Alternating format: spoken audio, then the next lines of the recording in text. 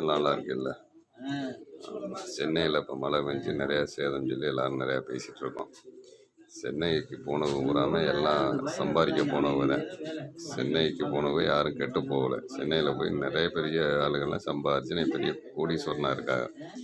நம்மளை வாழ வச்சது சென்னை தான். இன்றைக்கி அந்த ஊர் மக்கள் கஷ்டப்படுறதுக்காக நம்ம அந்த பணத்தை செலவு பண்ணலாம். பணத்தை வச்சு நம்ம என்ன செய்ய போகிறோம்? ஒன்றும் கிடையாது.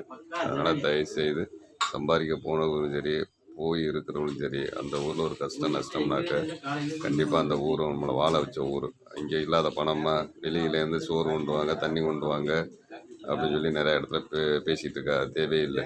கோடிக்கணக்கான ரூபா இருக்குது. யார்கிட்ட பணம் இல்லை சென்னையில்? எல்லாத்தையும் பணம் இருக்குது. நாளைக்கே பெரிய வெள்ளம் வந்து அரிச்சிட்டு போய் தான் அந்த பணத்தை என்ன செய்ய போறிய? ஒன்றும் கிடையாது.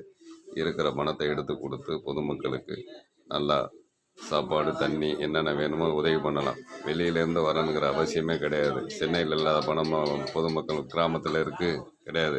ஆனால் அந்த மனசு வேணும். யாருக்கிட்ட அந்த மனசு இருக்குது? யாருக்கிட்டையுமே இல்லை. நம்ம யாராவது கொண்டாந்து சாப்பாடு கொடுப்பாங்களா, 100 பணம் கொடுப்பாங்களா, 1000 பணம் கொடுப்பாங்களா அப்படிங்கிற எத்தனையோ நடிகர்கள் இருக்காங்க. நான் என்ன சொல்கிறேன்னாக்கா யாரையும் நான் குறை சொல்லலை. ஆனால் பணம் யாருக்கிட்ட இல்லை சொல்லுங்கள்? சென்னையில் இருக்கவங்கள்ட்ட பணம் இல்லையா?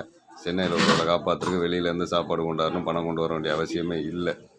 இருக்கிற பணத்தை கொடுத்து செலவு பண்ணாலே போதும். பொதுமக்களை காப்பாற்றிடலாம். அதுவே இப்போ என்ன இல்லை, நம்மகிட்ட அனைத்து வசதிகளும் இருக்குது.